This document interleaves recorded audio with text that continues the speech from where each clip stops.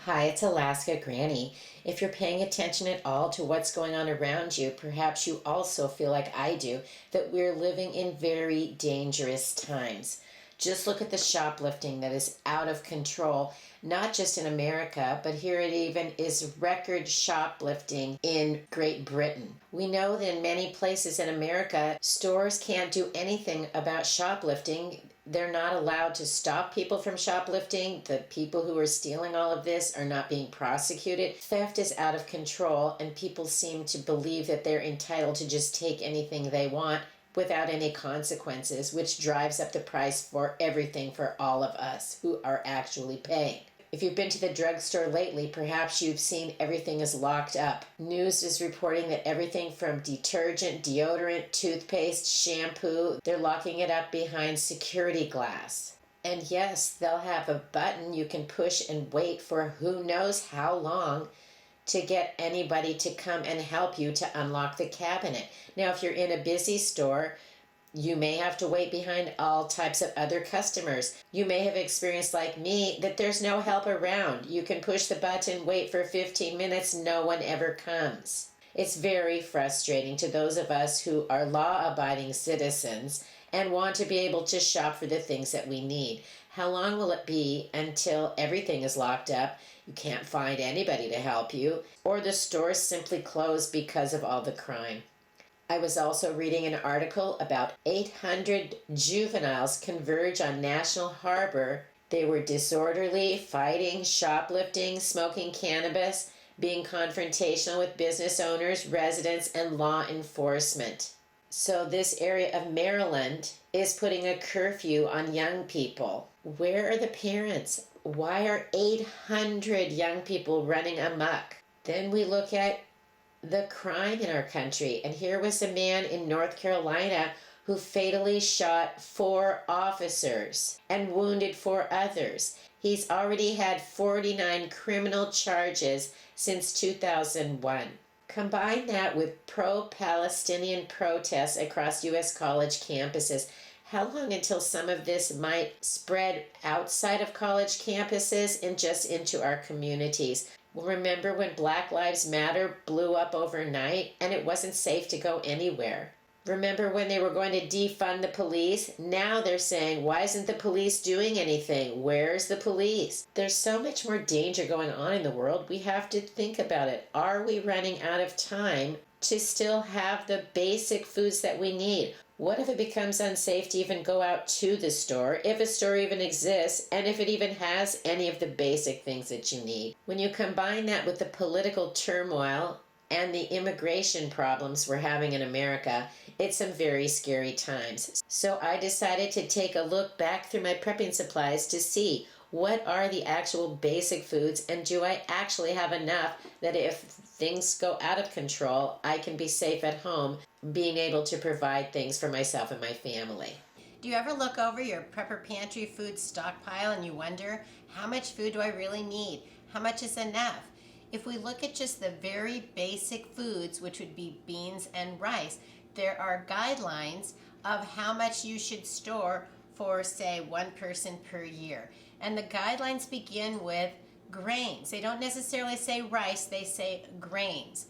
The amount of grains that you should store per person per year is 400 pounds. Now that may sound like a ridiculous amount. It sounds like who on earth could eat all that?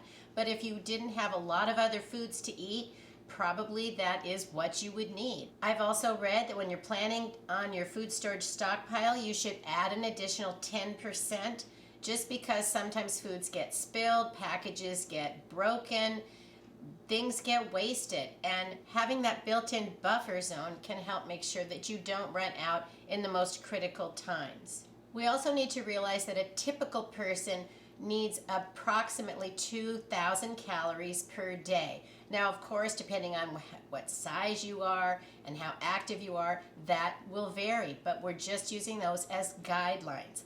Now, if you think about 400 pounds of grains, don't just think that means one kind of grain. It doesn't just mean rice. It doesn't just mean wheat. You need to think about all of the different types of grains that there are that you could have in your food stockpile. One of the things we realize is that we need a variety. We want to have different types of nutrition come from different ingredients. We also want to avoid food fatigue. Nobody wants to eat the same thing over and over again.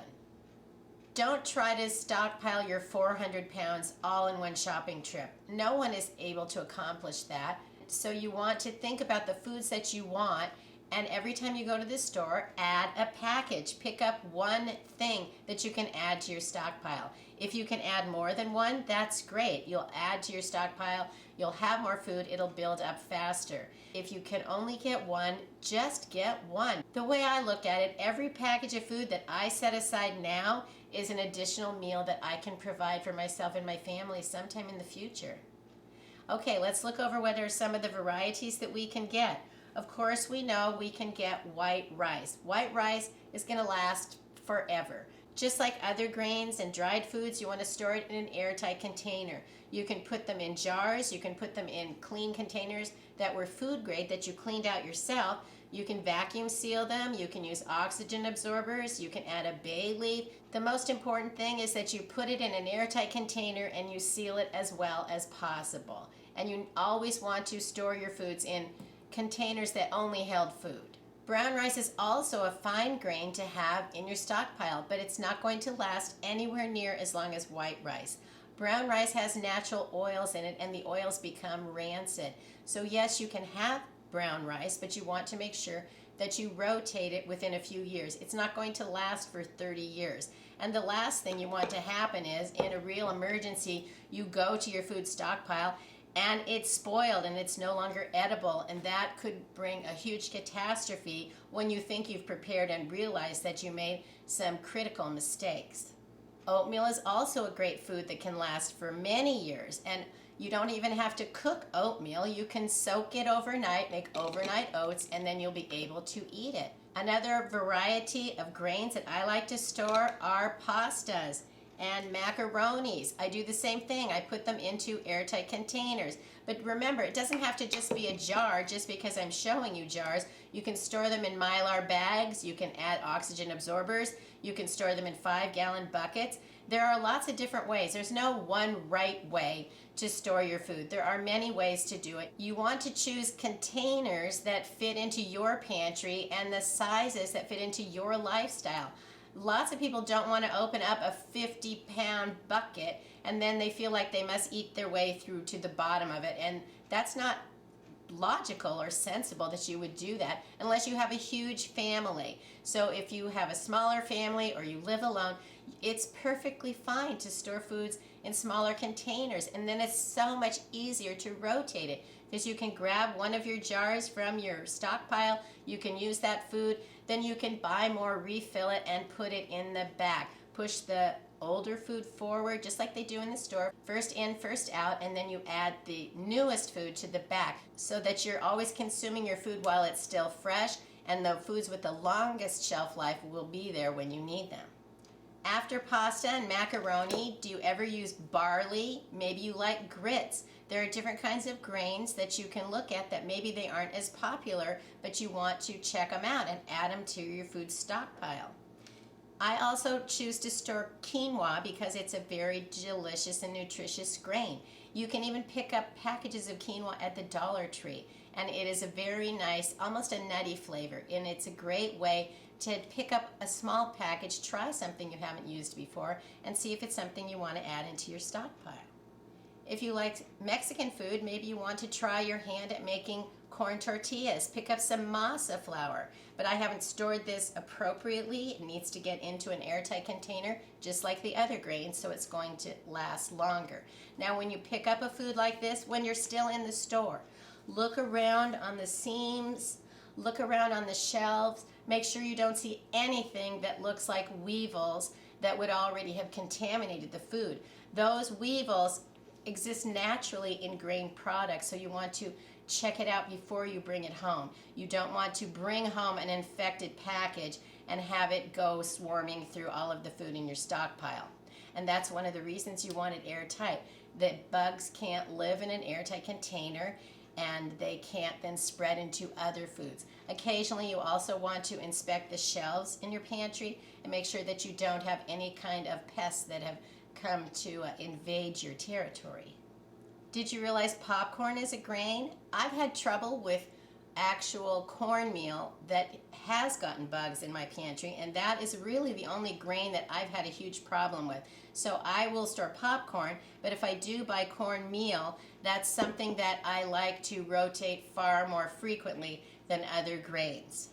You can also add grains to your prepper pantry stockpile with the foods that are already sealed to last a long, long time. You can buy foods from the LDS Church. I choose to buy foods like flour, wheat, and oatmeal. They come in a box with 6 cans. I also like to pick up the foods from Augustin Farms because they're very good, high quality foods, and I like them. But remember, when you have other ingredients mixed in, these are all single ingredients, they're going to last the longest. But when you get something like a pancake mix, it has other ingredients in it, and so it's only going to last for 10 years. It probably would last longer, but be aware that whenever you buy a combined food item, it can't last as long as these other just single ingredients. It's just the way it works. If you look over all of the different kind of grains and think about the varieties that you might want to add to your prepper pantry food stockpile, the ways you might use them, pick them up one package at a time, and before you know it, you'll be well on your way to having the amount of foods that you want. In addition to your grains in your stockpile, you also want to have beans, because when you put together your beans and rice, you're getting a complete nutrition. And those are foods that are eaten all over the world. They've kept populations alive for centuries. The amount of beans that you would need for one person for 1 year would be 60 pounds. Now, you still can do the same thing. You can store your beans into jars, you can put them in Mylar bags, you can put them into buckets, and the better you seal the beans, the better and longer they're going to last. Then you can also just pick them up one bag at a time. And there's so many different varieties. You can get red beans. Think about split peas and lentils.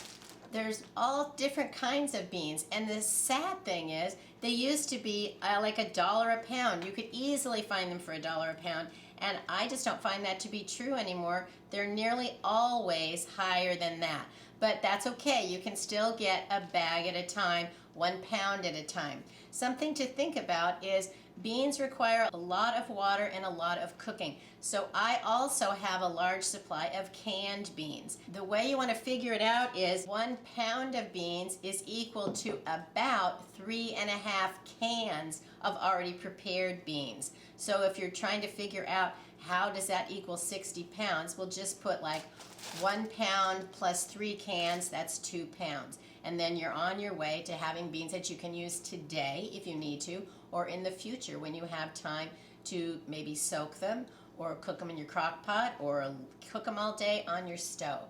The one bean I try not to store in my stockpile as a dried bean is kidney beans. Kidney beans have some kind of an enzyme or something that's in them that actually contains toxins that you absolutely must soak and cook your kidney beans up for longer than other beans. So if you want to have kidney beans, do what I do. Store them in a can, or pay attention when you're cooking them so that you realize that you make sure you get them completely done.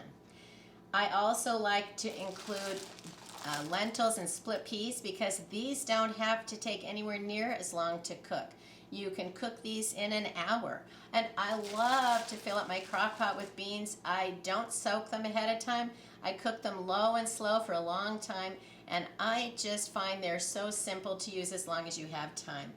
It's not that you can come home after a busy day and get some of your dried beans and have them for dinner. They're not going to be ready unless you have lentils or split peas. But you can start the day ahead or start in the morning with a little bit of planning. You can have those dried beans for your meal. Otherwise, reach into your pantry and grab a few cans of beans and go ahead. They're so versatile. You can make all kinds of recipes with beans. So those are just the two most basic foods that could really see you through, that are a wonderful way to stockpile and add up into the foods that you have on hand. But remember, you should also have a wide variety of everyday foods in your pantry that you can mix in or add to your beans and rice so that you get more nutrition, more variety, and more filling meals that you enjoy. In the summertime, you also have the ability to grow some food and add to your stockpile. And even in the winter, you could do some sprouting of your beans and peas and seeds and things, and then you can have additional fresh food. Because that's part of being a prepper, is figuring out how to be self-sufficient. How can I add variety? How can I add longevity? How can I continue to have food going forward if I have to only rely on myself? So it's a big responsibility to be a prepper, but you don't have to go like overwhelmed with how much there is to do. You just start where you are, add a package, add a can, add some food, get something, and put it away the best you can, and then look over ways to use your food that you do have, and then rotate it so that you will continue to have more. Prepping is lifestyle insurance. It ensures that we have the food and the things that we need no matter what the day brings. And that's why I'm a prepper. I want every day to be the best possible day I can have. If you enjoyed my video, I hope you'll share it with someone else you think might like it. Please subscribe to the Alaska Granny channel.